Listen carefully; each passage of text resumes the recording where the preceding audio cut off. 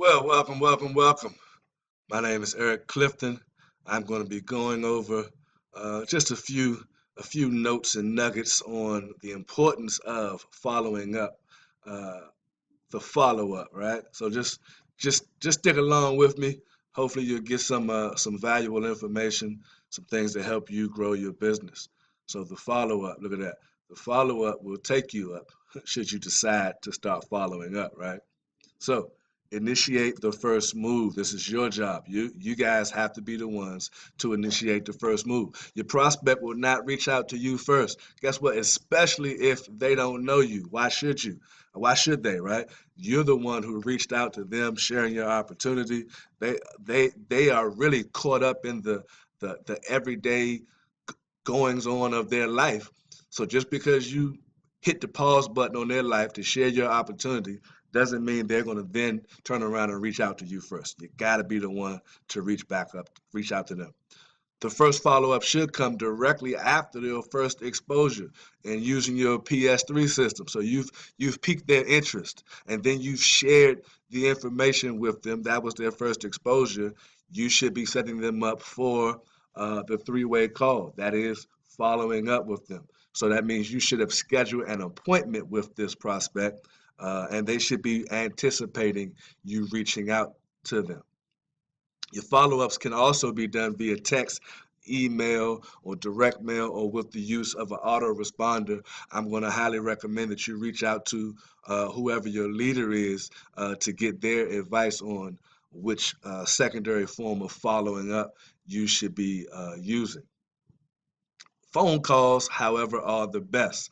Take nothing away from all of the other different ways that we have to communicate, but there's nothing like picking up the phone and making that call. I know oftentimes in our business, the phone can turn into like a 500-pound brick and people just don't want to pick it up. But if you want the best results, picking up the phone and calling a person is the best. One of your goals is to position yourself as a consultant and reiterate how your product or service can help that person. At the end of the day, people want to know what's in it for them.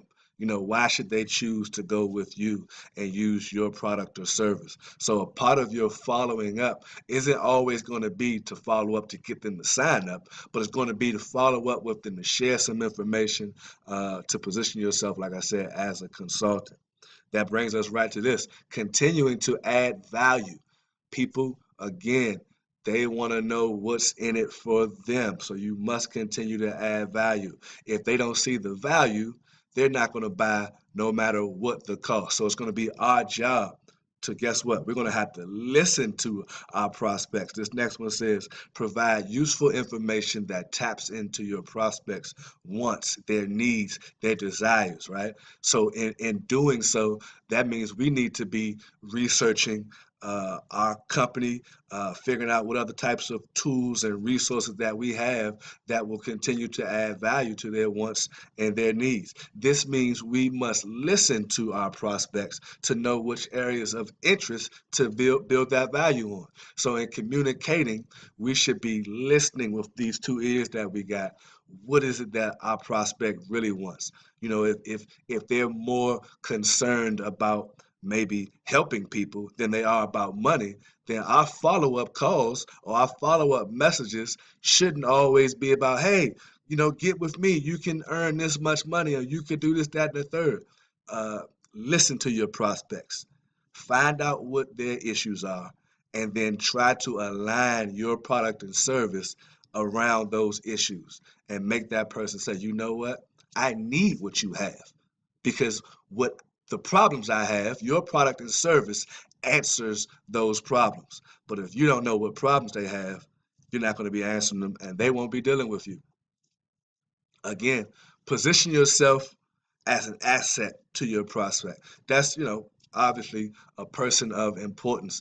The person, your prospect, then now feels like I need this person in my life. So one of the things that I do is I provide valuable information to my prospects, and not just my prospects, but my clients and customers as well. I try to provide as much valuable information to them without them even spending a dime yet.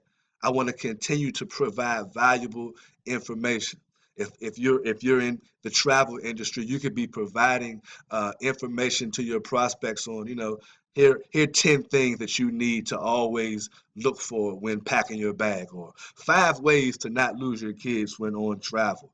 Or if you're in health and wellness, these are 5 foods you definitely want to stay away from. Whatever your product or service is, you want to be the asset to your prospect so that they feel like, you know what, I need to keep this person in my circle. And remember, this is about your prospect, not about you. It takes a customer on average of 7 to 8 times of exposure before they buy into your product or your service. That means you have to be repeatedly sharing with them why your product or your service is valuable. You got to repeatedly do this. Think about the TV commercial that you see 1,000 times before you decide to go out and buy that product or service. We have to be walking, talking advertisements for our product or our service. And we have to keep that in mind that, you know what, I don't have to always be looking to go in for the close, but I always need to be positioning myself as that asset, providing value and that constant commercial. So that, guess what? When a person thinks about your product or service, they should think about you because you are being consistent in that area. You also want to establish a deadline with your prospect. It's just kind of having a posture of professionalism when you're doing that. You don't give the impression that you're open 24 hours. They can just get back with you whenever they feel like getting back with you. If you get that impression, you get that I'm hungry impression. I'm just always convenient impression. You want them to reach out to you on time frames, right? And this, what this does is it avoids procrastination because I am putting these time restraints around it. You guys have seen it in some people's office when they say, "Hey, we're going to offer you this, but it's for a limited time only." Or we want you to do X, Y, and Z, but you got to do it by this date because if you don't, you miss out. So you want to be able to create that around whatever it is that you're offering. And even if you're looking to get people to partner with you, right, in your particular company, if you're looking to get someone to partner with you, make it seem like, listen, I'm not looking for everybody, and I'm only looking for some people for a limited time. However you want to spend that, you can do that, right? Every conversation should lead to the next step and should end with a new appointment, because remember, we're taking people through a process. So after speaking with your prospect, what's the next step? You should already have the next step in mind, depending on where they're at in your follow-up. The next step might be having them sample your product. The next step might be having them come out to one of your weekly meetings. The next step might be getting them on the phone with one of your leaders. Your next step might be getting them on a webinar. Whatever the next step is, you need to have that next step in mind prior to the follow-up so that you know this is what you're leading them to. And then every time you have finished this follow-up, you should be preparing your prospect for the next appointment. They need to know that you're going to be following up with them again, right? So I'm ending my phone call, and I'm going to let you know that, listen, I'm going to follow up with you again in maybe 2 weeks or something like that. Whatever the case may be, you want to be following up again with another appointment. And for you people who think you're being a pest by continuing to follow up with people, you're not being a pest when you have an appointment. You're being a professional, not a pest. You're being a professional when you have an appointment with your prospects. So even if they're not available when you reach out to them, or if you reach out to them, you get them on the phone, they say, listen, this is a bad time, set another appointment. And if you have 15, this is a bad times, guess what? I'm going to set another appointment. This week's not good for you, give me another day. No today doesn't mean no tomorrow. See, some of us give up a little bit too soon because a person says no. Sometimes it's all about timing. You know what? Maybe I couldn't afford your product or your service this week or this month. Well, maybe I was going through so much in my life right now that I just didn't have an ear, even though I got two ears, I didn't have an ear to hear what you were talking about. So no today doesn't always mean no tomorrow. You have to develop an attitude like a child and then get that thick rhino skin, right? Because see, a child will ask you over and over and over and over again. Kids will follow up with you until you about ready to die, and or give them a yes, right? That's what a kid's gonna do. So we in business need to have the same kind of an attitude. I'm gonna follow up with you until you sign up, basically, for my product or service. So your no, I'm not interested, it's not going to bother me at all. It's going to roll off my back like water on a duck's back, right? You got to have that kind of an attitude and develop that type of tough skin and just keep following up anyway. You must be persistent and consistent. Follow up until they sign up, right? Or until they, tell you take me off your follow-up list, don't call me ever again. If they don't go that drastic, then we follow up until they sign up. If you're getting a lot of rejections, it's possible you're not following your company's system. You shouldn't be getting that many rejections, right? Because for real, if you're following our PS3 system, the majority of your rejections should be given to the expert on the other end of that PS3, right? So that's where most of your rejections should be going. So I would definitely, on this part, I would advise you guys to get with your upline leader. Find out what they suggest your opening lines are, because or your procedures in how you're following up. If you're getting a whole lot of rejections, there may be an area that needs to be tweaked, and sometimes it's usually just with the opening sentence. You'd be surprised if you change your opening line, right? That one statement might mean the difference between you getting a yes or a no. 90% of the time, though, the no, if you're getting it, isn't about you. They're not saying no to you. It's deeper than you. Because really, it's no, I can't afford it. Or no, I'm skeptical. Or no, you know what, I did 17 of these things before and it didn't work out. Or no, maybe no, my wife told me I couldn't do it. Whatever the case may be, most cases, the no is a lot deeper than what they're leading you to believe. This is also the reason why it's important to have an expert be the one to answer all of these objections, right? This is why you want to follow your company's system. If your company has a PS3 system, you should be following that PS3 system so you're not getting hit with these objections and rebuttals all the time. At the end of the day, guys, the numbers don't lie. You guys can take my opinion on why it's important that you should be following up, right? You can take my opinion on it, or you can just take a look at these facts. And what I'm about to show you right here is facts. You can Google it. 48% of salespeople never follow up with a prospect. They're missing their money. 25% of salespeople make a second contact and stop. 12% of salespeople only make 3 contacts and stop. Look at these numbers, guys. 10% of salespeople make more than 3 contacts. 2% of sales are made on the first contact. I got to pause for a second. Do you see this? 2% of sales are made on the first contact. And see, a lot of us get in this business and we take it personal. These statistics are sales worldwide. I don't care what you're selling in the direct sales industry, it doesn't matter. 2% of sales are made on the first contact.